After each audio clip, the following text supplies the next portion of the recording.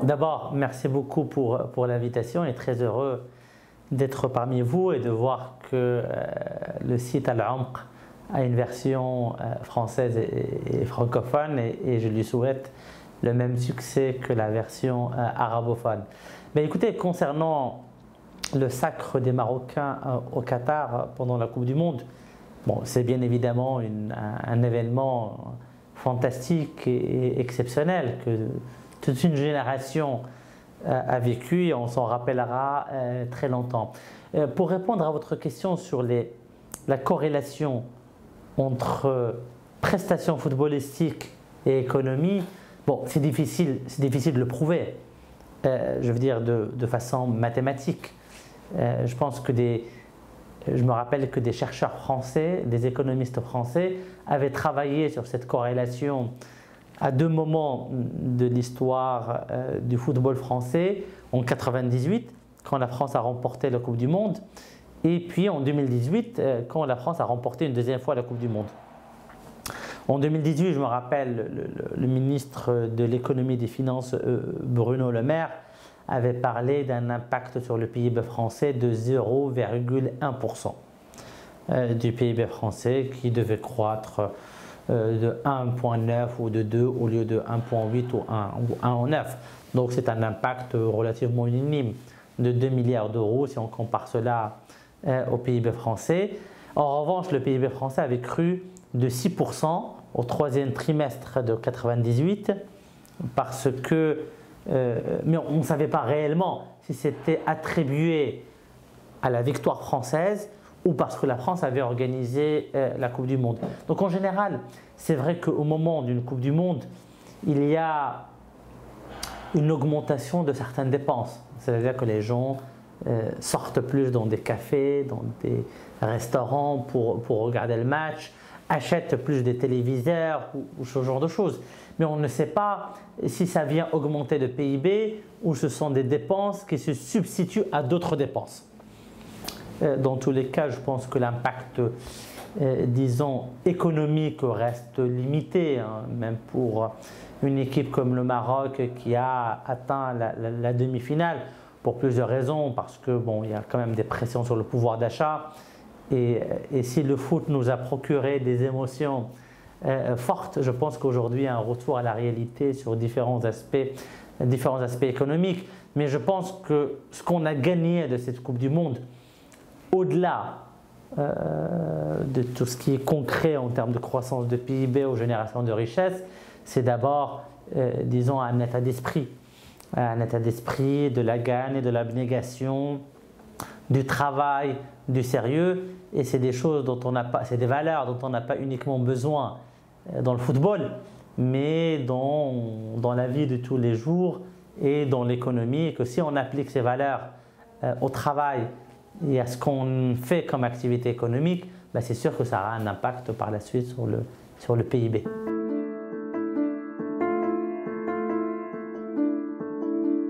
Bon, d'abord, c'est une publicité incroyable pour le Maroc, que jamais le Maroc a connu auparavant.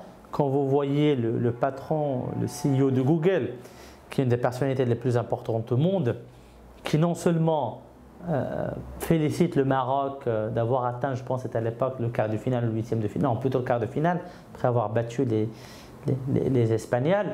Donc non seulement il félicite le Maroc, mais il dit qu'il s'est trouvé à Marrakech et que l'ambiance dans cette ville touristique est incroyable. Donc vous voyez, un seul tweet comme celui du CEO de Google, c'est 10 ans, 100 ans de budget de la promotion du tourisme marocain. Donc je pense que cet exploit a fait connaître le Maroc, a donné envie aux gens de venir visiter le Maroc, ce pays qui fête la victoire de ses joueurs, ce pays d'hospitalité, de valeurs familiales, de valeurs de combat, d'abnégation, de sérieux, etc. Donc je pense que c'est une publicité incroyable pour le Maroc et j'espère que le Maroc en tirera profit en termes de soft power, mais aussi en termes disons de recettes touristiques, parce que beaucoup de gens à travers le monde auront envie de visiter le Maroc. Il faudrait juste que les infrastructures touristiques suivent pour que cette belle image ne se transforme pas en déception et en cauchemar si on ne modernise pas nos infrastructures touristiques.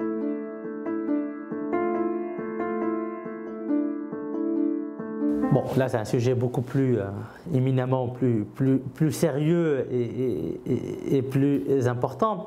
Bon, Banque El Maghreb a augmenté son taux directeur dans le sillage de l'augmentation des taux directeurs opérés par les principales banques centrales à travers le monde.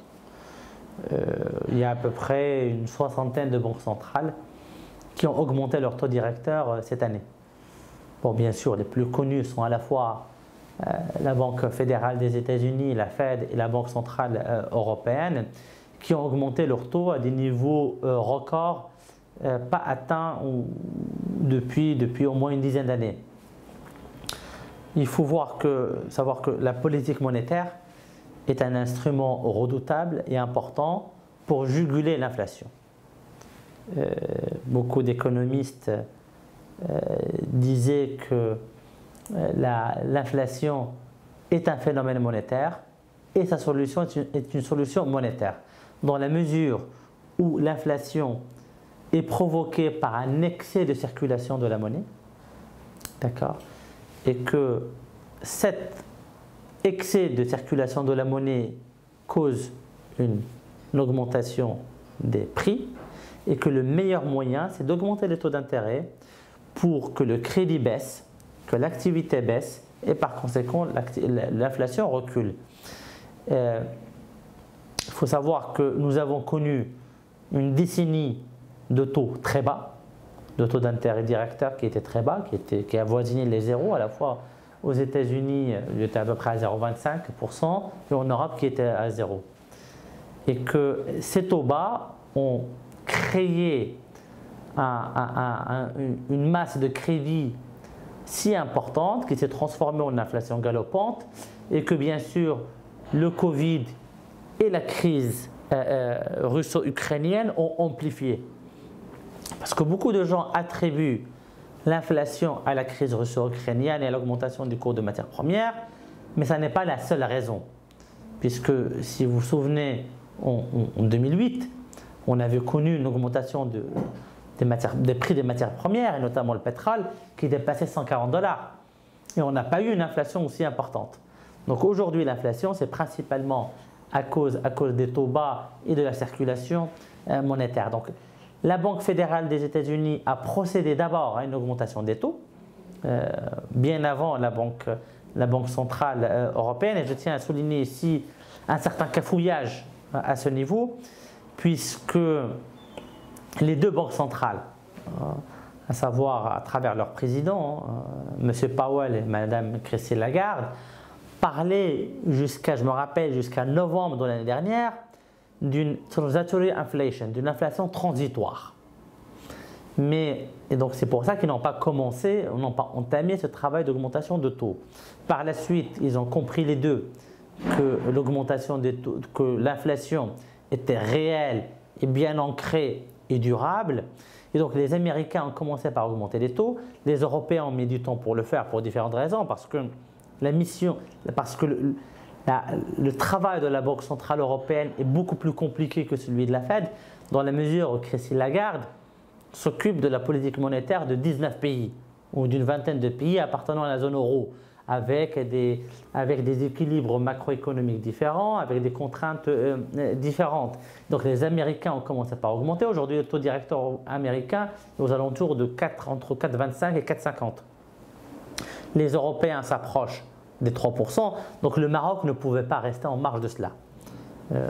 On avait un taux directeur de 2,25 avant le Covid, qui a été abaissé 2 fois, 50 points de base et 25 points de base pour atteindre 1,5. Aujourd'hui, on était obligé, dans le sillage de ce que font les autres banques, d'augmenter les taux. Après, pour le Maroc, qui n'est pas un marché financier intégré et mature comme le sont les Américains, les marchés américains et européens, la corrélation entre augmentation des taux et inflation n'est pas la même. C'est-à-dire qu'on peut augmenter les taux, mais ne pas faire reculer l'inflation aussi rapidement et aussi mécaniquement et de façon systématique comme c'est le cas en Europe et aux États-Unis. Et puis aussi, le Maroc était obligé d'augmenter les taux pour ne pas avoir une pression sur les réserves de change et par conséquent sur le taux de change dirham marocain versus euro ou dollar. Donc cette augmentation des taux au Maroc va engendrer bien évidemment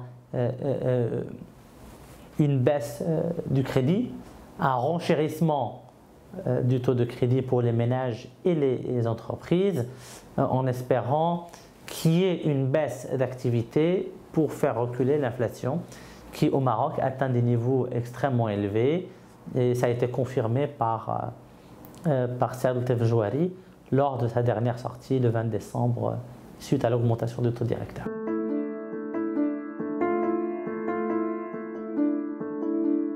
Bon, d'abord, vous savez, la politique monétaire n'est pas du ressort du gouvernement, elle est du ressort de la Banque centrale. Il est important de maintenir une séparation entre une indépendance de la Banque centrale par rapport aux politiques du gouvernement.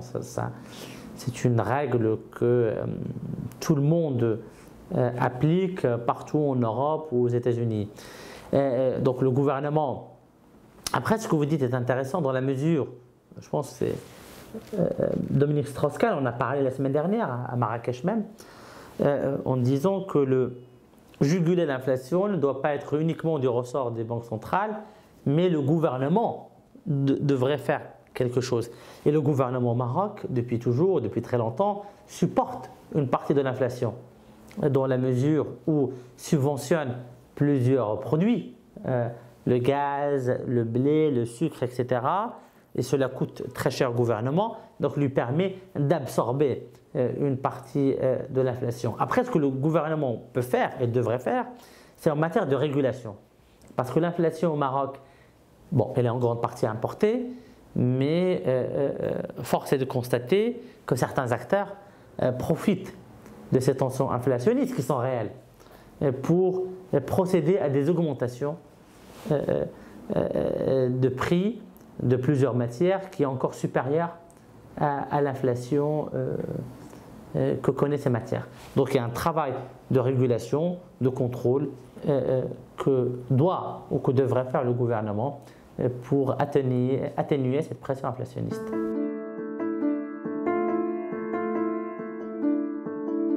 Bon, bien entendu, après, est-ce que dans la confiance dans le marché marocain? Non, bon, ça dépend, il y a beaucoup de choses. C'est une question qui a deux volets. Dans la confiance que les investisseurs internationaux ont dans le Maroc, non. Tout simplement parce que ce mouvement que fait la Banque du Maghreb n'est pas un mouvement isolé. D'accord? On n'est pas dans un monde où tout le monde baisse les taux et que Saad El-Tefjouari vient tout seul au milieu de nulle part et augmente les taux. Donc, les investisseurs perdent confiance dans un pays quand on a des décisions prises qui ne sont pas rationnelles. Non, la décision de Banque du Maghreb est tout à fait rationnelle, attendue et que tout le monde attendait depuis plusieurs mois. Donc non. Après, ce que cette augmentation des taux va provoquer, c'est un renchérissement du coût du crédit. Le crédit va devenir plus cher et que peut-être si vous aviez prévu d'investir 100 et que vous financez 100 pour faire un projet, vous allez peut-être avoir moins recours au crédit du fait de l'augmentation de taux. Donc c'est cela qui va changer, mais la confiance, je ne pense pas. Au contraire, les investisseurs ne peuvent que se réjouir de l'augmentation des taux parce que permettra d'une façon ou d'une autre de faire reculer les pressions inflationnistes. Mais il faut aussi être transparent à ce sujet. L'inflation est bien partie pour rester en 2023 et même en 2024. Et je pense que la vision de Banque du Maghreb est beaucoup plus rationnelle, beaucoup plus logique et beaucoup plus sincère que celle du gouvernement qui avait prévu une inflation à 2% dans la loi de finances 2023. Et moi, je trouvais cela décorrélé par rapport à la réalité économique à la fois marocaine et mondiale.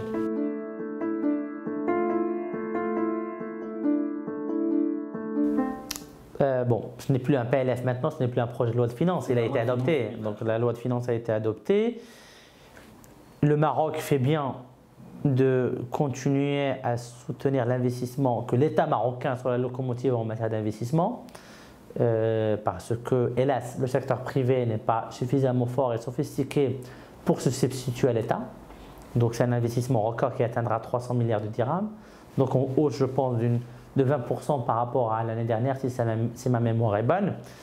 Cet investissement, il est à la fois drivé par le Trésor, les établissements publics et une partie par le fonds Mohamed VI qui a été, disons, qui a été créé à un moment, mais dont les instances sont en cours de nomination après la nomination de son président, l'ancien ambassadeur du Maroc à Paris.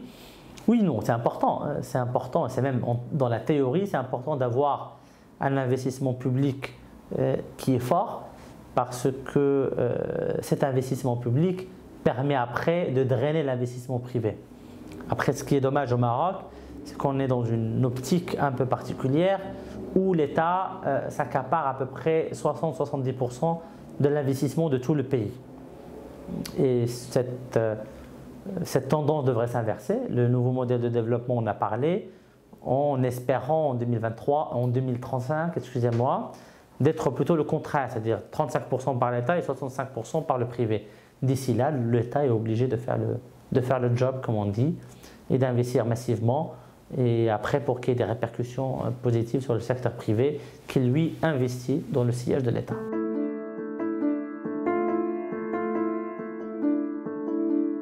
Vous savez, un des grands problèmes du Maroc, c'est la faiblesse de la couverture sociale et particulièrement la couverture santé. Bon, ce projet me paraît bien évidemment probablement le projet le plus important de ces 20 dernières années, puisqu'il va permettre à peu près plus de 22 millions de Marocains de bénéficier de l'AMO, de l'assurance maladie obligatoire, à la fois 11 millions des anciens ramidistes qui vont migrer vers l'AMO et 11 millions de nouvelles personnes. Bien sûr, l'offre sanitaire ne pourrait que s'étoffer, puisqu'il y a de nouveaux souscripteurs, il y a de nouvelles personnes qui vont bénéficier de l'assurance maladie obligatoire. En revanche, moi, ce qui m'inquiète, c'est qu'on peut avoir des budgets importants, on peut avoir de nouvelles personnes qui vont bénéficier de cette couverture, mais vous savez, un médecin ne s'improvise pas. Nous avons au Maroc un manque énorme en personnel médical et paramédical. Ce manque, tout le monde le connaît, c'est à peu près 100 000 personnes, 30 000 médecins et 60 000 infirmiers et personnel médical. Et que nous ne pouvons pas faire réussir ce chantier si on n'accorde pas une importance majeure à la formation des médecins et du personnel médical pour être en mesure de répondre à ces besoins croissants des Marocains en matière de santé.